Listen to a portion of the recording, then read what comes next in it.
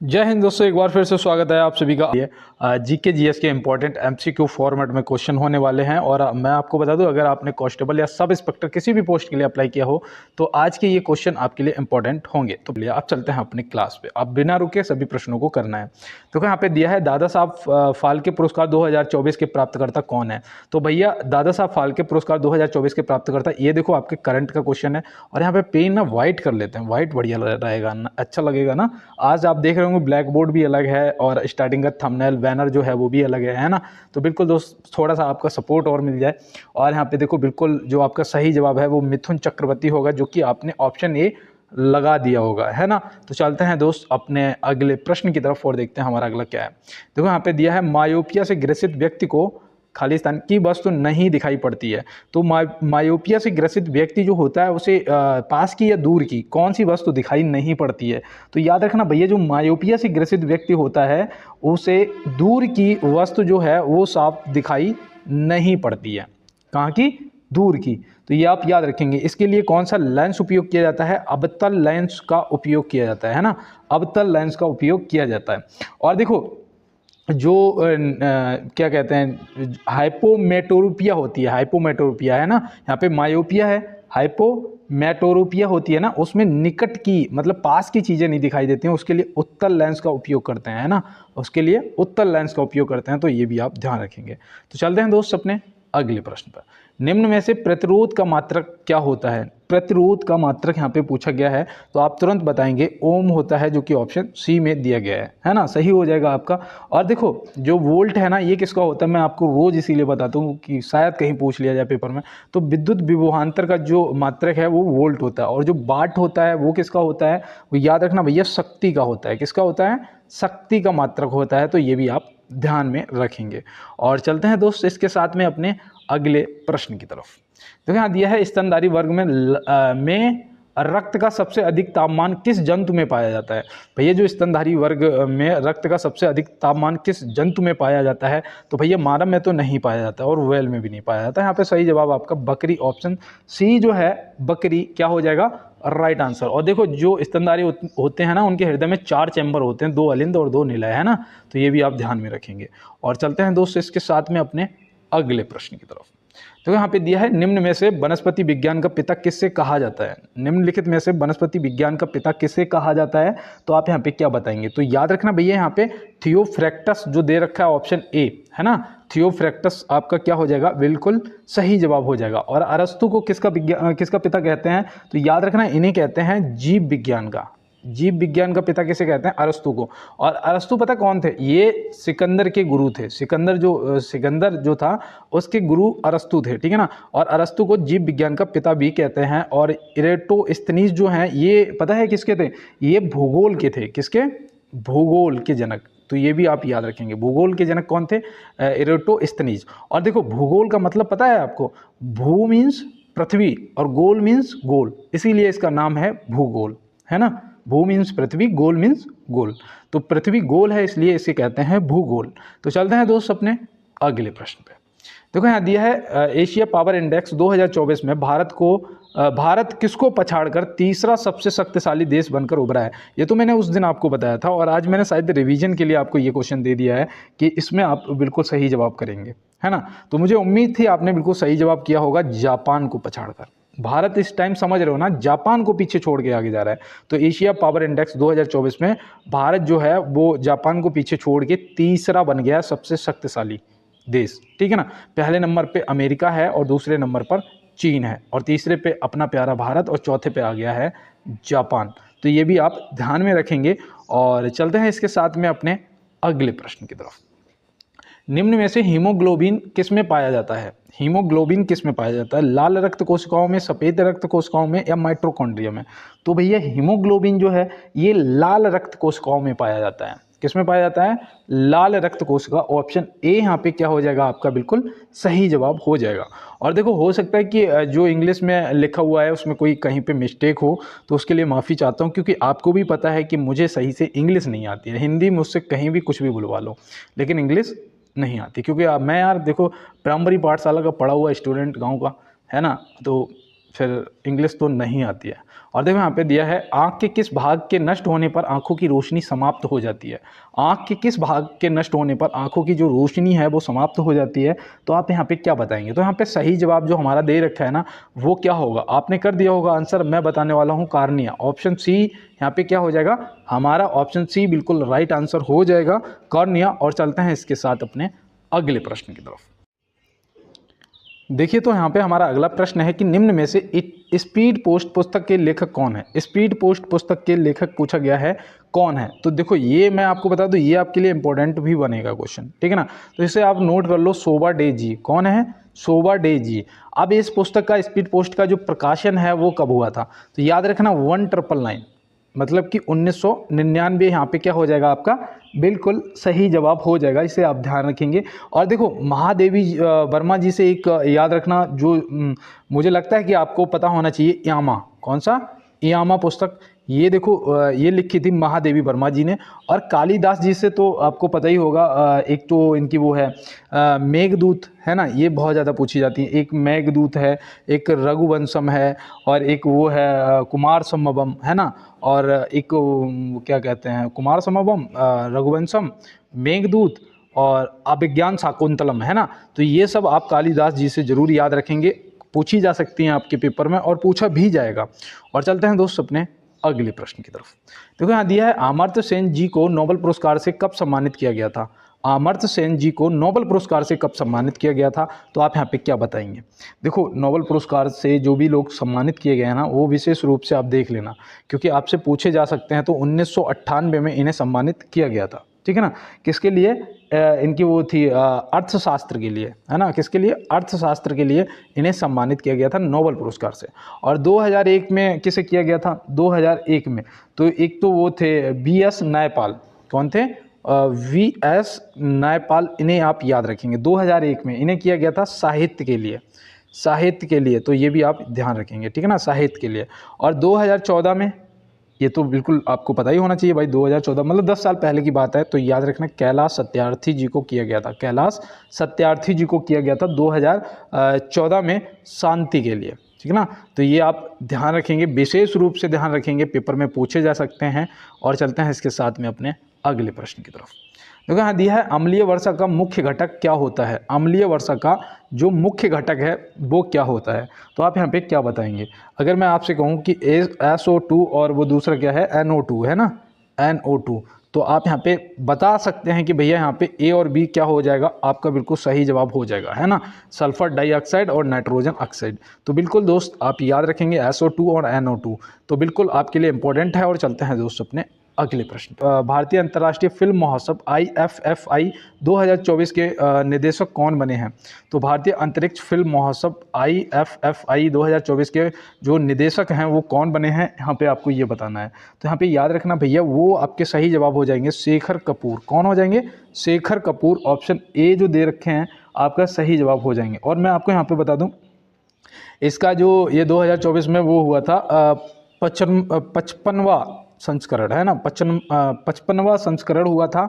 और ये हुआ था 20 से 28 नवंबर। नहीं, ये यहाँ पे थोड़ा सा एरर है, ठीक है ना, ये यहाँ पे थोड़ा सा एरर है। और मैं आपको बता दूं कि इसका निदेशक कौन बने हैं, ठीक है, फिल्म महोत्सव के निदेशक कौन बने हैं। यहाँ पे पता क्या होगा, ये नवंबर में होगा, है ना, नवंबर में होगा 20 से 28 नवंबर तक, 20 से 28 नवंबर तक गोवा में। ये देखो ये एरर नहीं था, वही मैं सोच रहा था कि अगर 2000 अभी तो नवंबर आया भी नहीं है ना, तो अगले महीने होगा। याद रखना इसके जो निदेशक हैं वो शेखर कपूर जी बने हैं, आप ध्यान रखेंगे, ठीक है ना दोस्त। तो चलते हैं, और 20 से 28 नवंबर 2024 गोवा में। और यहाँ पे देखो दिया गया है कि भारत के किस राज्य में बोरजिला दर्रा स्थित है? भारत के किस राज्य में बोरजिला दर्रा जो है वो स्थित है? तो आप यहाँ पे क्या बताएंगे? बोरजिला दर्रा जो आपका है वो जम्मू कश्मीर में है भैया, है ना। ऑप्शन सी हो जाएगा यहाँ पे क्या, हमारा सही जवाब। और एक देखो और याद रखना, जो पूछ लिया जाता है जोजिला, है ना, जोजिला पूछ लिया जाता है, तो जोजिला भी आप ध्यान रखेंगे। ये कहाँ पर है? तो ये भी आपका वहीं पे है, ठीक है ना। और देखो यहाँ पे जवाब तो हो जाएगा आपका जम्मू कश्मीर। हिमाचल प्रदेश का भी एक याद रखना, उसे क्या कहते हैं, रोहतांग दर्रा, है ना, रोहतांग दर्रा और शिपी केला दर्रा। और देखो लद्दाख में याद रखना, लद्दाख में कौन सा है? काराकोरम, है ना। काराकोरम जो है वो कहाँ पर है, लद्दाख में है, ठीक है ना। और अगर मैं आपसे पूछूं दीफू दर्रा बताओ कौन से राज्य में है, दीफू दर्रा, नोट करते हुए चलो, दीफू दर्रा है आपका अरुणाचल प्रदेश में, है ना। तो यहाँ पे ये सब आपको ध्यान में रखना है। और चलते हैं अपने अगले प्रश्न की तरफ। देखो यहाँ पे दिया गया है संस्कृति एवं शिक्षा का अधिकार किस अनुच्छेद में दिया गया है। संस्कृति एवं शिक्षा का जो अधिकार है वो किस अनुच्छेद में दिया गया। मैंने कल आपको सभी अनुच्छेद बताए थे, कल की क्लास को अगर नहीं देखा तो एक बार देख लेना। और ये आज आपका है क्या, HW, ठीक है ना। इसे आप कमेंट बॉक्स में बताएंगे, क्योंकि मैं जब 40 या 45वां पे देता हूँ ना HW, तो दोस्त आंसर नहीं करते हैं। यहाँ तक तो आपने क्लास को देखा है ना, तो इसका आंसर याद जरूर करना, और कल की क्लास को आपने देखा होगा तो इसका आंसर बता दोगे। और देखो यहाँ दिया है निम्न में से हाफ मैन कप किस खेल से संबंधित है। तो हाफ मैन जो कप है ये किस खेल से संबंधित है, तो आप क्या बताएंगे। तो याद रखना भैया, ये यहाँ पे सही जवाब आपका टेनिस हो जाएगा। क्या हो जाएगा, टेनिस जो है वो आपका यहाँ पे बिल्कुल सही जवाब हो जाएगा, ठीक है ना। और देखो फुटबॉल से याद रखना आपका नेहरू कप, है ना। नेहरू कप जो है वो किससे संबंधित है, फुटबॉल से। और हॉकी से क्या याद रखोगे, तो हॉकी से देखो एक तो आपका वो होता है रंगास्वामी कप, है ना, रंगास्वामी कप, और आगा खां कप, है ना। तो ये सब याद रखना, ये आपके हॉकी से संबंधित हैं। और आपका यहाँ पे जो हाफ मैन कप पूछा गया है वो टेनिस से संबंधित है। तो ये भी आप ध्यान में रखेंगे। और चलते हैं इसके साथ में अपने अगले प्रश्न पर। जलियांवाला बाग हत्याकांड के समय वायसराय कौन था। जलियांवाला बाग हत्याकांड के समय वायसराय कौन था। तो बिल्कुल दोस्त यहाँ पे आप क्या बताएंगे, तो याद रखना यहाँ पे जो सही जवाब है वो आपका हो जाएगा चेम्सफोर्ड था। कौन था, चेम्सफोर्ड, ऑप्शन बी यहाँ पे हो जाएगा आपका सही जवाब। कब हुआ था ये, 13 अप्रैल 1919 में, है ना, 13 अप्रैल 1919 में हुआ था। और देखो इसके बाद पता क्या हुआ था, इस घटना के बाद रविंद्रनाथ टैगोर जी ने कौन सी उपाधि लौटा दी थी, बताओ। रविंद्रनाथ टैगोर जी ने कौन सी उपाधि लौटा दी थी। तो याद रखना नाइटहुड की जो उपाधि उन्हें दी गई थी वो उन्होंने लौटा दी थी। तो ये भी आप ध्यान रखोगे। और चलते हैं इसके साथ में अपने अगले प्रश्न की तरफ। तो यहाँ दिया है विटामिन B3 का रासायनिक नाम क्या है। विटामिन B3 का रासायनिक नाम बताना है। देखो सभी विटामिनों के रासायनिक नाम आपको पता होना चाहिए, और मैं आपको सभी करवा चुका हूँ, बता चुका हूँ पहले भी, और फिर एक बार बता देता हूँ, नियासिन, है ना। अब नेक्स्ट टाइम कभी आपको HW मिलेगा कि B3 का रासायनिक नाम क्या है, याद रखना भैया कि तुरंत आपको बताना है नियासिन है, ठीक है ना। और देखो राइबोफ्लोविन जो है ये कौन से विटामिन का नाम है, तो याद रखना B2 का नाम है।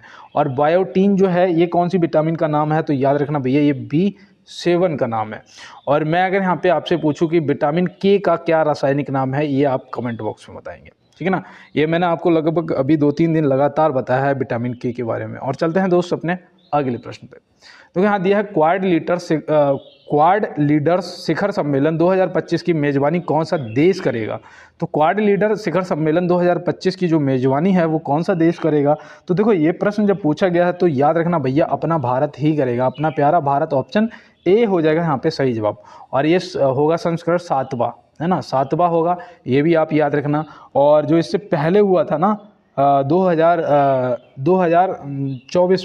2024 में जो मतलब कि अभी हुआ था वो 6ठा था।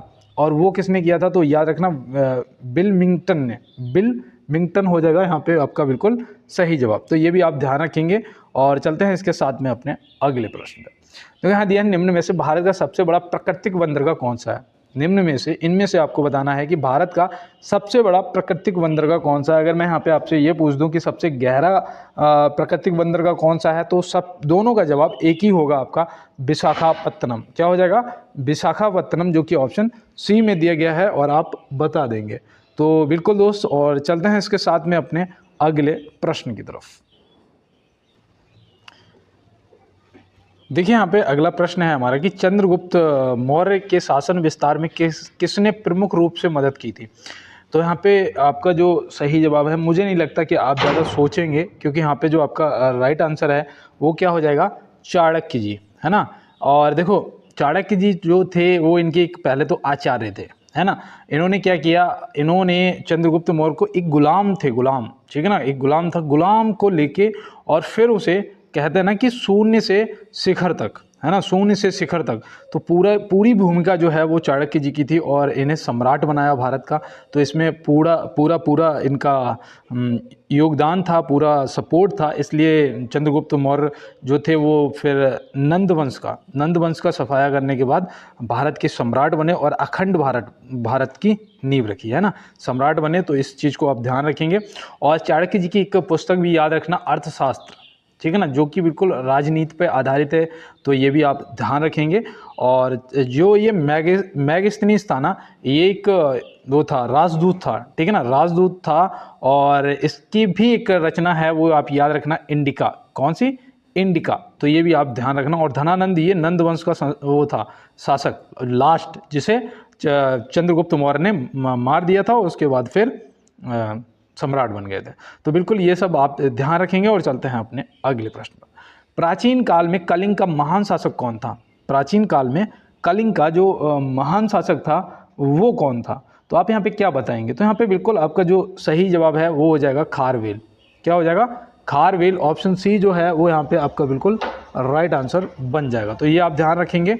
और मैं उम्मीद करता हूँ आपको वंश भी पता होगा। इनका जो वंश था ना, वो वंश था चेंदी वंश, है ना, चेंदी वंश। तो ये आप याद रखेंगे, चेंदी वंश को भी जो खारवेल था। और चलते हैं दोस्त अपने अगले प्रश्न की तरफ। देखो यहाँ पे दिया गया है, भारतीय संस्कृति का स्वर्ण युग को कहा जाता है। भारतीय संस्कृति का स्वर्ण युग किसे कहा जाता है? तो आप इनमें से क्या बताएंगे? तो यहाँ पे जो आपका सही जवाब है वो आपको ध्यान में रखना है दोस्त, गुप्त काल हो जाएगा, ऑप्शन ए, है ना। गुप्त काल का जो संस्थापक था वो भी याद रखना, कौन था? श्रीगुप्त, है ना, श्रीगुप्त। तो ये भी आप ध्यान रखेंगे। मौर्य काल का चंद्रगुप्त मौर्य थे, वो तो अभी मैंने आपको पूरा बताया ही था। तो और मुगल काल का तो वो था बाबर, है ना, आक्रांता बाबर। तो वो भी आप ध्यान रखेंगे। तो चलते हैं दोस्तों इसके साथ में अपने अगले प्रश्न की तरफ। तो यहाँ दिया है, भारतवर्ष के लिए इंडिया शब्द का प्रयोग सर्वप्रथम किसने किया था? भारतवर्ष के लिए इंडिया शब्द का जो प्रयोग है वो सर्वप्रथम किसने किया था? तो आप यहाँ पे क्या बताएंगे? तो यहाँ पे बिल्कुल आपका जो सही जवाब है वो हो जाएगा हेरोडोटस, है ना, हेरोडोटस। ऑप्शन ए जो है यहाँ पे आपका बिल्कुल राइट आंसर दोस्त बन जाएगा। ये पता कौन था? ये ग्रीक थे, है ना। अगर पूछ लिया जाए यहाँ पे ये ना दिया जाए तो ऑप्शन दिया जाएगा ग्रीकों द्वारा। तो आप लगा देना ग्रीकों द्वारा या फिर हेरोडोटस, ठीक है ना दोस्त। तो बिल्कुल ये ग्रीक था। और चलते हैं दोस्त अपने अगले प्रश्न की तरफ। और यहाँ पे देखो दिया गया है कि नवंबर 2018 में विमुद्रीकरण का मुख्य उद्देश्य क्या था? विमुद्रीकरण, मैंने आपको क्या बताया था विमुद्रीकरण के बारे में? अभी 2 दिन पहले बताया था कि विमुद्रीकरण पता क्या होता है कि जो सरकार होती है वो पुरानी जो मुद्रा हो उसे बंद करके नई मुद्रा लॉन्च करती है, उसे बोलते हैं विमुद्रीकरण, ठीक है ना। तो ये इसमें क्या हुआ था, इसमें 500 के नोट बंद हुए थे और साथ में 1000 के नोट बंद हुए थे और नए 500 के लॉन्च हुए थे और 2000 के लॉन्च हुए थे, है ना दोस्त। तो ये इसका मतलब क्या था, यहाँ पे उद्देश्य पूछा गया है। तो उद्देश्य था काले धन को खत्म करना और डिजिटल भुगतान को प्रोत्साहित करना। मतलब ए और बी दोनों यहाँ पे क्या हो जाएंगे? ऑप्शन सी जो है वो यहाँ पे आपका हो जाएगा बिल्कुल राइट आंसर। तो ये आप ध्यान रखेंगे, ठीक है ना दोस्त। और चलते हैं इसके साथ में। और देखो आपको बता दूं कि डिजिटल भुगतान में जो हमारा भारत है वो क्या है, वो पहले स्थान पे आ गया है। तो ये भी आप ध्यान रखेंगे, जो भारत हमारा है डिजिटल लेन देन में पहले स्थान पे आ गया है पूरी दुनिया में। तो ये भी आप ध्यान रखेंगे। तो चलते हैं दोस्तों इसके साथ में अपने अगले प्रश्न की तरफ।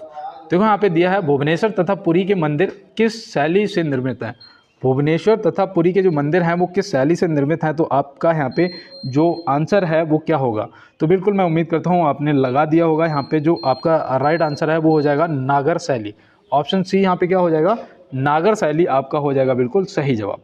अगर मैं यहाँ पे आपसे पूछूं कि अयोध्या जो है, अयोध्या, ठीक है ना, अयोध्या मंदिर जो है वो किस शैली से निर्मित हुआ है, कौन सी शैली से? तो वो भी याद रखना भैया, आपका हो जाएगा नागर शैली, ठीक है ना। नागर शैली आपका क्या हो जाएगा? सही जवाब हो जाएगा, ठीक है ना। यहाँ पे नगर शैली लिखा है जिससे नागर शैली होना चाहिए था। तो यहाँ पे आप देख रहे होंगे जैसा कि अभी मेरे बैकग्राउंड में बहुत ज़्यादा आवाज़ें आ रही थी, तो इसीलिए मैं कहता हूँ कि लाइव क्लास नहीं हो पाती है ना, सिर्फ इसी वजह से, क्योंकि यहाँ पे तो लोगों का आना जाना बहुत ज़्यादा रहता है। तो यहाँ पे देखो ये नगर शैली लिखा है, लेकिन याद रखना नागर शैली, ठीक है ना। तो अयोध्या का जो मंदिर है वो भी नागर शैली पर निर्मित है। तो चलते हैं दोस्त अपने अगले प्रश्न पे। तो यहाँ दिया है, कल्लड़ किरत राज तरंगणी में कुल कितने तरंग हैं? कल्लड़ किरत राज तरंगणी में कुल कितने तरंग हैं तो आप यहाँ पे क्या बताएंगे। तो यहाँ पे याद रखना भैया टोटल 8 तरंग हैं। कितने?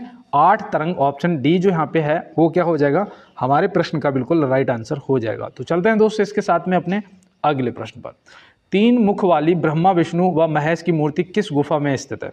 3 मुख वाली जो ब्रह्मा विष्णु व महेश की जो मूर्ति है वो किस गुफा में स्थित है? तो आप यहाँ पे क्या बताएंगे। तो यहाँ पे आपका जो राइट आंसर है वो हो जाएगा दोस्त एलिफेंटा की गुफा, है ना। ऑप्शन ए एलिफेंटा यहाँ पे क्या हो जाएगा, आपका बिल्कुल सही जवाब हो जाएगा। तो चलते हैं दोस्त इसके साथ में अपने अगले प्रश्न की तरफ और देखते हैं हमारा अगला क्या है। यहाँ पे दिया गया है भारत में मुस्लिम राज का संस्थापक किसे माना जाता है? भारत में मुस्लिम राज का संस्थापक किसे माना जाता है? तो आप यहाँ पे क्या बताएंगे। देखो आपको कहीं कुतुबुद्दीन ऐबक भी मिल सकता है, लेकिन मैं आपको बताऊं यहाँ पे जो आपका सही जवाब होगा वो मोहम्मद गौरी होगा, है ना। क्या होगा? मोहम्मद गौरी होगा। और देखो मोहम्मद गौरी के बाद ही तो ये गुलाम वंश का संस्थापक बना था कुतुबुद्दीन ऐबक, है ना। गुलाम वंश का संस्थापक कब बना था? तो ये बना था भैया 1206 में, है ना। 1206 में बना था शायद, है ना। तो ये आप याद रखना। और इसने मोहम्मद गौरी जो था ये 1191 और 1192 में इसने 2 पृथ्वीराज चौहान के साथ में युद्ध लड़ा था। फिर ये 92 में स्थापित कर दिया था इसने अपना सिस्टम। और फिर ये गुलाम वंश 1206 में आया था, है ना। तो कुतुबुद्दीन ऐबक, तो ये आप ध्यान रखेंगे। और बाबर जो है इसने मुगल वंश की स्थापना की थी, इसने मुगल वंश की स्थापना करी थी। तो यहाँ से आप ये भी ध्यान रखेंगे। और चलते हैं इसके साथ में अपने अगले प्रश्न पर। महात्मा गांधी जी के प्रिय भजन वैष्णव जन तो तैने कहिए के रचयिता कौन है? तो भैया ये देखो मैं आपको बता दूं ये आपके लिए इंपॉर्टेंट है, आपको पता होना चाहिए और इसे आप नोट कर लो। नरसिंह मेहता, है ना। ऑप्शन बी यहाँ पे क्या हो जाएंगे, नरसिंह मेहता जो है वो हो जाएंगे आपके बिल्कुल प्रश्न के सही जवाब, और आप ध्यान रखेंगे। तो बिल्कुल दोस्त चलते हैं इसके साथ में अपने अगले प्रश्न पे। तो यहाँ दिया है केंद्र सरकार के कर्मचारियों और पेंशन के लिए महंगाई भत्ता डीए कितना प्रतिशत बढ़ा? भैया जो केंद्र सरकार के कर्मचारी हैं और पेंशन भोगता है, मतलब पेंशन लेते हैं, उनके लिए जो महंगाई भत्ता है डीए वो कितने प्रतिशत बढ़ा है, यहाँ पे ये बताना। और ये आपके करंट का क्वेश्चन है, तो याद रखना भैया 3%। कितना? 3% बढ़ा है, तो ये आप ध्यान रखेंगे।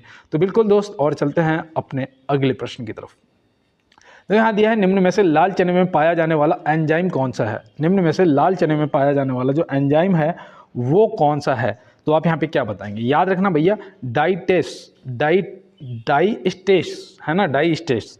तो बिल्कुल डाइस्टेस आप ध्यान रखेंगे, ये लाल चने में पाया जाता है। और ग्लूटेन जो है ये गेहूं में पाया जाता है, ये गेहूं में पाया जाता है। और ग्लोबुलिन जो है, ग्लोबुलिन जो है ये किस में पाया जाता है? ये पाया जाता है मक्का में, है ना। ये किस में पाया जाता है? मक्का में। तो ये भी आप ध्यान रखेंगे। तो बिल्कुल दोस्त चलते हैं इसके साथ में अपने अगले प्रश्न पर। कांच को नीला रंग निम्न में से कौन प्रदान करता है? कांच को जो नीला रंग है वो कौन इनमें से प्रदान करता है, आपको यहाँ पे ये बताना है। तो वो आपका सही जवाब कोबाल्ट ऑक्साइड हो जाएगा, जो कि ऑप्शन ए में दिया गया है ना। कोबाल्ट ऑक्साइड यहाँ पे क्या हो जाएगा, हमारा बिल्कुल दोस्त राइट आंसर हो जाएगा। और चलते हैं इसके साथ में अपने अगले प्रश्न की तरफ। देखो यहाँ पे दिया है फ्रांसिस्को डी अल्मेडा भारत में प्रथम पुर्तगाली वायसराय बनकर कब आया था? मैं आपको बताऊँ थोड़ा सा मेरे जीभ में ना छाले हो गए हैं, इसलिए मुझे बोलने में ना थोड़ा दिक्कत हो रही है। अब यहाँ पे देखो फ्रांसिस्को डी अल्मेडा जो है वो भारत में प्रथम पुर्तगाली वायसराय बनकर कब आया था? तो यहाँ पे आप क्या बताएंगे। तो यहाँ पे दोस्त आपका जो बिल्कुल सही जवाब है वो याद रखना हो जाएगा 1505 में, है ना। 1505 ऑप्शन बी जो है यहाँ पे हो जाएगा आपका बिल्कुल सही जवाब। और देखो मैं आपको यहाँ पे बताऊँ 1498 में वो आया था वास्को डी गामा, है ना। 1498 में वास्को डी गामा आया था पुर्तगाली, है ना। और देखो पुर्तगाल ईस्ट इंडिया कंपनी की जो स्थापना है वो इसने 1498 में जब आया था तब हुई थी। पुर्तगाल ईस्ट इंडिया कंपनी, है ना। ये सब भारत में कंपनियां आई थी और ये सिर्फ लुटेरे थे ये लोग, है ना। और अंग्रेजी ईस्ट इंडिया कंपनी जो थी ये 1600 में आई थी। और फिर उसके बाद वो आई थी डच ईस्ट इंडिया कंपनी, ये कब आई थी? तो ये भी आप याद रखना 1602 में आई थी, है ना। सबको लग रहा था कि मैं लूट लूँ। और यहाँ पे याद रखना इसके बाद डेनिस आई थी, डेनिस आई थी 1616 में, है ना। 1616 में डेनिस ईस्ट इंडिया कंपनी। फिर उसके बाद फ्रांसीसी आई और फिर उसके बाद ऐसे तमाम कंपनियां आई। तो ये आप सब ध्यान रखेंगे और यहाँ पे मैंने जो भी आपको बताई हैं वो आप नोट कर लेना एक बार। और चलते हैं दोस्त अपने अगले प्रश्न की तरफ। और ये सब लूटने आए थे भारत को, है ना। तो यहाँ पे देखो बिल्कुल दिया है, रामकृष्ण मिशन की स्थापना स्वामी विवेकानंद जी ने कब की थी। रामकृष्ण मिशन की जो स्थापना है स्वामी विवेकानंद जी ने कब की थी, तो आप यहाँ पे क्या बताएंगे। तो याद रखना भैया, ये इन्होंने की थी 1 मई 1897 को। तो 1 मई 1897 यहाँ पे ऑप्शन सी में दिया गया है 1897। तो आपका हो जाएगा दोस्त क्या, बिल्कुल राइट आंसर। ये आप याद रखना। और इनके पता है ये स्वामी विवेकानंद जी का जो मूल नाम था, मतलब कि इनका जो बचपन का नाम था वो क्या था, तो मैं आपको बता रहा हूँ, आप नोट कर लेना, नरेंद्र दत्त। क्या था, नरेंद्र दत्त। तो ये भी आप ध्यान रखेंगे, ठीक है ना। और शिकागो में जो विश्व धर्म संसद बैठक हुई थी वो कब हुई थी, तो वो याद रखना भैया, वो 1893 में हुई थी शिकागो में, है ना। जहाँ पे स्वामी विवेकानंद जी ने जब बोलने का मौका मिला और बोले, तो वहाँ पे जो भी बैठे हुए थे ना, सब इनके फ़ैन हो गए थे, है ना। सब एकदम कहने लग गए थे कि वाकई में भारत जो है वो अलग ही है ना। तो बिल्कुल दोस्त आप ध्यान रखेंगे, और भारत का वाकई में जलवा अलग ही है। और यहाँ पे देखो दिया है, देश का सबसे लंबा रेल सड़क पुल कौन सा है। देश का सबसे लंबा रेल सड़क पुल कौन सा है। याद रखना, बोगीबिल पुल, है ना। ऑप्शन सी यहाँ पे क्या हो जाएगा, बोगीबिल पुल जो है आपका सही जवाब हो जाएगा। और इसका जो उद्घाटन है ना वो कब हुआ था, तो वो भी याद रखना 25 दिसंबर 2018 में हुआ था। कब हुआ था, 25 दिसंबर 2018 में हुआ था। और इसकी जो लंबाई है वो भी याद रखना 4.9 किलोमीटर है ना, 4.9 किलोमीटर है। और ये ब्रह्मपुत्र नदी पर बना है ना, असम में। असम मतलब असम में क्या आप बोल सकते हैं कि असम से अरुणाचल प्रदेश को जोड़ता है ना। तो ये आप याद रखना, ब्रह्मपुत्र नदी पर है। तो बिल्कुल दोस्त आपने नोट कर लिया होगा पूरा डिटेल यहाँ पे। और चलते हैं दोस्त अपने अगले प्रश्न पे। देखो यहाँ पे दिया गया है, विशाखापत्तनम के नए राष्ट्रीय कौशल प्रशिक्षण संस्थान के विस्तार केंद्र का उद्घाटन किसने किया है। विशाखापत्तनम के में नए राष्ट्रीय कौशल प्रशिक्षण संस्थान के विस्तार केंद्र का उद्घाटन किसने किया है। भैया ये आपके देखो करंट से संबंधित क्वेश्चन है और आपको पता होना चाहिए। तो यहाँ पे आपके सही जवाब श्री जयंत चौधरी जी हो जाएंगे, जो कि ऑप्शन सी में दिए गए हैं। और देखो 17 क्वेश्चन पे रुकता था, आज 36 क्वेश्चन हो गए हैं। और मैं सिर्फ एक बार रुक के इतना कहूँगा, क्योंकि मुझे पता है जिसको क्लास पसंद आती है, जो भी मेरे नए दोस्त जुड़ते हैं वो सभी क्लास को लाइक करते हैं, पुराने दोस्त तो करते ही करते हैं। और साथ में आप मेरे साथ जुड़ जाइएगा मेरे साथ, और चैनल को एक बार सब्सक्राइब कर लेना। और हो सके तो यार थोड़ा सा अपने दोस्तों के साथ में जरूर शेयर जरूर कर देना, ठीक है ना। तो यहाँ पे प्रश्न का जवाब श्री जयंत चौधरी हो जाएंगे। और चलते हैं दोस्त अपने अगले प्रश्न की तरफ। देखो यहाँ दिया है, निम्न में से मोहनदास करमचंद गांधी जी का जन्म दिवस है। अब देखो 2 अक्टूबर तो सब लगा देंगे, लेकिन सन किसको याद है, जिसको याद होगा वही कर पाएगा, अदरवाइज नहीं कर पाएंगे, है ना। तो यहाँ पे याद रखना भैया, गांधी जी 2 अक्टूबर 1869 को जन्म हुआ था, है ना। तो ये आपको ध्यान में रखना। दूसरी यहाँ पे एक चीज़ और ध्यान में रखना कि इनका जो जन्म है वो पोरबंदर में हुआ था। पोरबंदर मतलब गुजरात में, है ना। तो ये भी आपको क्या ध्यान में रखना है। इनकी एक आत्मकथा भी है जो कि ज़्यादातर पूछी जाती है, उसका नाम है सत्य के साथ मेरे प्रयोग, है ना। सत्य के साथ मेरे प्रयोग, ये भी पूछ ली जाती है, तो आप बता देंगे गांधी जी की है। इनकी समाधि स्थल भी याद रखना भैया, राजघाट में है ना, राजघाट में इनकी समाधि स्थल है। और ये देखो पूछा जाता है कि दक्षिण अफ्रीका से गांधी जी कब वापस आए थे, तो ये आए थे 9 जनवरी 1915 को आए थे, जिसे भारतीय प्रवासी दिवस के रूप में भी मनाया जाता है 9 जनवरी को, है ना। तो ये भी आपको यहाँ पे ध्यान रखना है। और चलते हैं दोस्तों अपने अगले प्रश्न की तरफ। तो यहाँ दिया है, खगोलीय दूरी का सबसे बड़ा मात्रक क्या है। खगोलीय दूरी का सबसे बड़ा मात्रक क्या है, तो आप यहाँ पे क्या बताएंगे, बताओ यहाँ पे। किलोमीटर, प्रकाश वर्ष या पारसेक। कुछ दोस्त तो यहाँ पे किलोमीटर के साथ जा रहे हैं, कुछ दोस्त प्रकाश वर्ष के साथ जा रहे हैं, लेकिन मैं यहाँ पे पारसेक के साथ जा रहा हूँ। और जो भी मेरे साथ गया है उसका जवाब बिल्कुल सही है, पारसेक आपका सही जवाब हो जाएगा। मैं आपको बताऊँ, एक पारसेक बराबर, पता है एक पारसेक बराबर कितने प्रकाश वर्ष होता है, पता है आपको? नहीं पता है, नोट करो, 3.26 प्रकाश वर्ष एक पारसेक के बराबर होता है ना। जबकि प्रकाश वर्ष जो है वो भी खगोलीय दूरी को नापता है, लेकिन याद रखना उसकी सबसे बड़ी जो इकाई है वो पारसेक है। और एक पारसेक बराबर होता है 3.26 प्रकाश वर्ष, ठीक है ना। तो ये आप ध्यान रखेंगे। और चलते हैं दोस्त अपने अगले प्रश्न पर। भारत का सर्वोच्च वैज्ञानिक पुरस्कार क्या है। अब यहाँ पे बहुत से दोस्त मेरे जो हैं गलत जवाब करेंगे, और मुझे पता है कि आप गलत जवाब कर रहे हैं, उसके बाद भी मैं आपको बता रहा हूँ कि भटनागर पुरस्कार आप याद रखेंगे, ठीक है ना। भटनागर पुरस्कार जो है ये आप क्या रखेंगे, याद रखेंगे। और देखो जो ग्रैमी पुरस्कार है ये याद रखना, ये संगीत के क्षेत्र में दिया जाता है और इसका जो स्टार्टिंग है ना वो हुई थी 1958 में। इस पुरस्कार की जो स्टार्टिंग है वो 1958 में हुई थी, संगीत के क्षेत्र में दिया जाता है, ये आप याद रखेंगे। और देखो रेमन मैग्सेसे पुरस्कार जो है इसे क्या बोलते हैं, इसे बोलते हैं एशिया का नोबल, है ना, एशिया का नोबल पुरस्कार।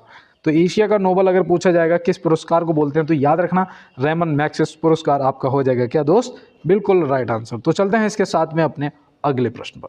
तो यहाँ दिया है पिग्मी जनजाति कहाँ निवास करती है। पिग्मी जनजाति जो है वो कहाँ निवास करती है, तो आप यहाँ पे क्या बताएंगे। तो याद रखना भैया पिग्मी जनजाति जो है ये अफ्रीका में निवास करती है। कहाँ करती है, अफ्रीका में निवास करती है, ठीक है ना, ये आप याद रखेंगे। अगर आपसे पूछा जाए कि एकमात्र यहूदी देश कौन सा है, यहूदी देश, तो याद रखना भैया वो इजराइल है ना। यहूदियों का मात्र एक देश है, उसका नाम है इजराइल, तो वो भी आप ध्यान रखेंगे। तो चलते हैं दोस्तों इसके साथ में अपने अगले प्रश्न पर। CIRO किस देश की गुप्तचर संस्था है। CIRO किस देश की गुप्तचर संस्था है। तो कुछ दोस्तों यहाँ पे भारत को टिक कर रहे हैं, कुछ दोस्त जो हैं वो पाकिस्तान को टिक कर रहे हैं, कुछ जापान को। तो यहाँ पे जिसने जापान को किया ना उसका क्या हो जाएगा, उसका बिल्कुल दोस्त सही जवाब हो जाएगा। इसका मतलब होता है cabinet intelligent and research officer, है ना, केंद्रीय इंटेलिजेंट एंड रिसर्च ऑफिसर, ठीक है बिल्कुल। और ये जापान की गुप्तचर संस्था है। भारत की तो आपको पता ही होगा भैया, एक तो अपनी IB है और दूसरा अपना रॉ है ना, और पाकिस्तान की ISI है ना। तो ये सब आपको क्या, ये आपको ध्यान में रखना है दोस्त। और चलते हैं इसके साथ में अपने अगले प्रश्न पर। तो यहाँ दिया है जम्मू कश्मीर के उप मुख्यमंत्री के रूप में किसे नियुक्त किया गया। मैंने कल आपको बताया था कि मुख्यमंत्री किसे बनाया गया, तो वो तो उमर अब्दुल्ला हो जाएंगे, लेकिन यहाँ पे उप मुख्यमंत्री की अगर बात करेंगे तो सुरेंद्र कुमार चौधरी हो जाएंगे। कौन हो जाएंगे, सुरेंद्र कुमार चौधरी, जो कि ऑप्शन बी में दिए गए हैं। तो ऑप्शन बी यहाँ पे आप ध्यान रखेंगे। और चलते हैं इसके साथ में अपने अगले प्रश्न पर। निम्न में से 8वीं पंचवर्षीय योजना की अवधि क्या थी। निम्न में से 8वीं पंचवर्षीय योजना की जो अवधि है वो क्या थी, तो आप यहाँ पे क्या बताएंगे। तो यहाँ पे मुझे तो नहीं लगता इनमें से कोई सही जवाब है, इनमें से कोई नहीं। अब यहाँ पे कितने लोगों ने आंसर मेरे साथ कर रहे हैं बताओ। देखो गलत भी हो सकता है अगर मेरे साथ चल रहे हो, तो बिल्कुल दोस्त जिसने भी मेरे साथ इनमें से कोई नहीं को टिक किया और आज भी अपनी बात पे बना हुआ है, तो आपका सही जवाब हो गया है, ठीक है ना। क्योंकि इसका याद रखना यार 1992 से 5 साल जोड़ दो तो 1997 तक थी, है ना। तो 1992 से 1997, देखो 1985 से 1990 के बीच में कौन सी थी, तो 1985 से 1990 में थी 7वीं पंचवर्षीय योजना, ठीक है ना। उसके बाद ये 2 साल का यहाँ पे अवकाश रह गया होगा, तो ये 92 से 97 हो गई, ठीक है ना। अब देखो यहाँ पे ये आपका हो गया 90 तक, ठीक है ना। और यहाँ पे देखो 80 से 85 जो दे रखा है 1980 से 1985 तक, तो 1980 से 85 तक थी 6ठी पंचवर्षीय योजना, ठीक है ना। और यहाँ पे देखो 1997 से 2002 जो दे रखा है ये 9वीं पंचवर्षीय योजना थी। तो इसको फटाफट नोट कर लो। देखो 6ठी हो गई, 7वीं हो गई, 8वीं होगी और ये आपकी 9वीं हो गई। तो यहाँ पे आप सभी योजनाओं को याद रखेंगे दोस्त, आपसे पेपर में पूछी जा सकती हैं। और देखो 8वीं पंचवर्षीय जो योजना थी इसमें किसको प्राथमिकता दी गई थी, ये भी आपसे पूछा जा सकता है। तो याद रखना इसमें कृषि एवं विकास को ज़्यादातर वो दिया गया था, प्राथमिकता दी गई थी, ठीक है ना। तो यहाँ पे याद रखना है। देखो निम्न में से राज्य सूची का विषय नहीं है, इनमें से कौन सा है जो राज्य सूची का विषय नहीं है। पुलिस, न्याय, कृषि या रक्षा, तो आप यहाँ पे क्या बताएंगे। तो याद रखना देखो भैया यहाँ पे जो रक्षा है ना ये किसका है बताओ। ये जो रक्षा है ना ये किसका विषय है, तो ये है संघ सूची का विषय। किसका, संघ सूची का। बाद बाकी पुलिस है, न्याय है, कृषि है, ये आपकी राज्य सूची में आ जाते हैं, ठीक है ना। पुलिस, न्याय और जेल और कृषि और सिंचाई, है ना, सिंचाई, जेल, ये सब आपके किस में आते हैं, राज्य सूची में। और संघ सूची में आपका रक्षा आ जाता है। तो बिल्कुल दोस्तों चलते हैं इसके साथ में अपने अगले प्रश्न पे। स्वतंत्रता के पश्चात देश में कितनी रियासतें थीं। स्वतंत्रता के पश्चात देश में कितनी रियासतें थीं, तो आप यहाँ पे क्या बताएंगे। ये प्रश्न आपको पता होना चाहिए, तो आप नोट करो 565 रियासतें थीं। कितनी, 565 रियासतें थीं, याद रखना। और देखो संविधान सभा में किस रियासत ने भाग नहीं लिया था, ये भी पूछ लिया जाता है। तो याद रखना भैया हैदराबाद के निजामों ने नहीं लिया था, हैदराबाद रियासत ने संविधान सभा में भाग नहीं लिया था, ठीक है ना। तो ये भी आप ध्यान रखेंगे। और चलते हैं इसके साथ में अपने अगले प्रश्न पर। अंतर्राष्ट्रीय न्यायालय में न्यायाधीशों का कार्यकाल कितने वर्ष का होता है। अंतर्राष्ट्रीय न्यायालय में न्यायाधीशों का जो कार्यकाल है वो कितने वर्ष का होता है। कुछ दोस्तों यहाँ पे लगा रहे होंगे 5 वर्ष, है ना, क्योंकि ये सही जवाब है। अब आपने लगा भी दिया, याद रखना 9 वर्ष होता है, कितना 9 वर्ष। और संख्या कितनी है न्यायाधीशों की 15, है ना। ये उस दिन मैंने आपको बताया था 2-3 दिन पहले। और यहाँ पे याद रखना 9 वर्ष होता है। और अगर इसकी चलो यहाँ पे और जान लेते हैं, इसका जो वो है ना मुख्यालय वो कहाँ है, वो भैया नीदरलैंड के द हैग में, है ना। तो ये भी आपको ध्यान में रखना है। तो चलते हैं दोस्तों इसके साथ में अपने अगले प्रश्न पर। आछांश रेखाओं की कुल संख्या कितनी होती है? तो इनमें से क्या बताओगे? सीधा यार बहुत सिंपल है, 180। अब कुछ दोस्त 360 के साथ भी जा रहे होंगे, है ना। वो भैया देशांतर रेखाओं की होती है ना। देशांतर रेखाएं जो हैं वो 360 और अक्षांश रेखाएं जो हैं वो 180 होती हैं। तो ये आप ध्यान रखेंगे, ठीक है ना। इसका स्क्रीनशॉट ले लो, नोट कर लो दोस्त, और चलते हैं अपने अगले प्रश्न पर। तो यहाँ दिया है गंगा एवं ब्रह्मपुत्र की संयुक्त धारा क्या कहलाती है? गंगा एवं ब्रह्मपुत्र की संयुक्त धारा जो है वो क्या कहलाती है? वो याद रखना भैया मेघना कहलाती है। क्या कहलाती है? मेघना। देखो दिहांग जो है ना ये ब्रह्मपुत्र को बोला जाता है वहाँ अरुणाचल प्रदेश में, और सांगपो जो है ये भी उसे ही बोला जाता है ब्रह्मपुत्र को, कहाँ पर? तिब्बत में, ठीक है ना। तो ये तिब्बत में इसके नाम, ये अरुणाचल प्रदेश में इसका नाम हो जाता है, और ये संयुक्त धारा जो है वो मेघना हो जाती है। और मेघना की एक वो भी है सहायक नदी, उसका नाम पता है आपको? नहीं पता है तो याद रखना यहाँ पे हो जाएगा बराक। कौन सी है? बराक, है ना, सहायक नदी मेघना की। तो इसको भी ये याद रखना है, स्क्रीनशॉट ले लो, नोट कर लेना अपने नोट्स पे। और चलते हैं अपने अगले प्रश्न पर। निम्नलिखित में से झीलों के अध्ययन को क्या कहते हैं? निम्नलिखित में से झीलों के अध्ययन को क्या कहते हैं? तो भैया झीलों के अध्ययन को बोलते हैं निम्नोलॉजी, है ना। आपने बिल्कुल सही लगाया होगा। और उसको क्या कहते हैं? मिट्टी के अध्ययन को पेडोलॉजी, है ना। ये मिट्टी के अध्ययन को पेडोलॉजी। और पेट्रोलॉजी जो है ये चट्टानों के अध्ययन को कहते हैं। और फल और उनके फल की खेती को क्या कहते हैं बताओ? शायद पोमोलॉजी बोलते हैं ना, पोमोलॉजी, है ना। तो ये भी आप ध्यान रखेंगे। चलते हैं अपने अगले प्रश्न पे। देखो यहाँ पे पूछा है निम्न में से सास बहू मंदिर किस राज्य में स्थित है? भैया ये किताब थी, और ये रेलवे की किताब से ये क्वेश्चन मैंने लिखा था, और मैं बताऊं उसमें आंसर दिया था राजस्थान। और जब मैंने इसे चेक किया तो पता लगा कि भैया राजस्थान नहीं, यहाँ पे मध्य प्रदेश है सही जवाब। तो ऐसे जो किताब में लिखा होता है ना उसे एक बार गूगल पे भी चेक कर लिया करो, क्या पता मिस प्रिंट हो गया हो, है ना। वो मिस प्रिंट ही होगा, तभी ये वहाँ पे लिख दिया। तो याद रखना भैया मध्य प्रदेश हो जाएगा यहाँ पे आपका बिल्कुल सही जवाब। और देखो यहाँ पे मैं आपको बताऊँ, जयपुर में वो है आमेर का किला, है ना, आमेर का किला, वो भी आप याद रखेंगे। और उत्तर प्रदेश में तो आपका अयोध्या हो ही जाएगा, है ना। और दिलवाड़ा जैन मंदिर कहाँ है मैंने आपको बताया था, है ना। ये आप कमेंट बॉक्स में बताना, आपके लिए आज HW है। और दोस्त बिल्कुल अगर कोई क्लास में गलती हुई हो तो उसके लिए सॉरी, माफ़ी चाहते हैं। और अगर क्लास पसंद आई हो तो देखो लास्ट में मैं कहूँगा कि सभी दोस्त एक बार लाइक वाला बटन दबाएंगे, उसके बाद ही क्लास को छोड़ेंगे, और चैनल को सब्सक्राइब भी कर लेंगे, और अगर हो सके तो दोस्तों के साथ में शेयर भी कर देंगे। तो बिल्कुल दोस्त, सभी दोस्तों को मेरा जय हिंद, वंदे मातरम, भारत माता की जय।